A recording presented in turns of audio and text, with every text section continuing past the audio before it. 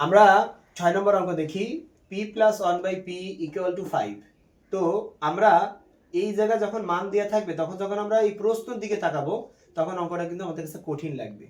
তো অতএব আমি বলবো দেখো এই ক্যাটাগরি কিন্তু অঙ্ক কিন্তু বিগত সালে আসছে এবং প্রথম কথা হচ্ছে আমাদের এখানে কিন্তু লব এটা হর।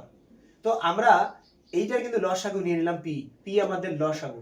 তো লসাগু যখন হয়ে গেল তখন এই পি স্কোয়ার দিয়ে আমি এই পির সাথে গুণ করব। কেন? কারণ এটা কিন্তু লব, তাই লবের সাথে গুণ হয়, হর সাথে ভাগ হয়।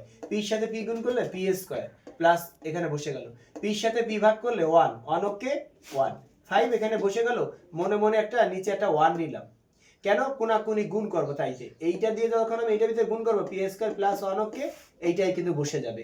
আর 5 এর সাথে পি গুণ করলে 5p হবে। আমি যে কাজটা করলাম একে বলে আর গুণন করে। প্রদত্ত রাশি দিয়ে আমরা প্রশ্ন পাতালাম p by p square plus p plus one.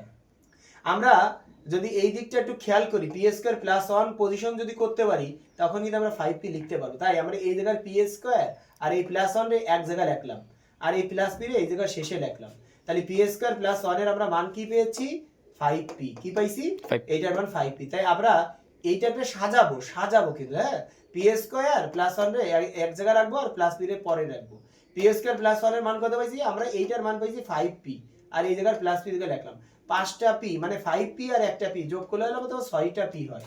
আর তুমি যদি এখন এই যে পি যদি কাইটে দাও, মানে এই পি যদি তুমি কাইটে দাও তাহলে তোমার কাছে নিচে থাকে 6, কিন্তু ভাগ চিহ্ন তো থেকে যায়। তা ভাগের সময় কিছু না থাকে, উপর একটা 1 থাকবে, এটা ভগ্নাংশের নিয়ম। যখন তুমি পি কেটে যাবে তার উপর একটা 1 থাকে, তাহলে 1/6 তোমার উত্তর।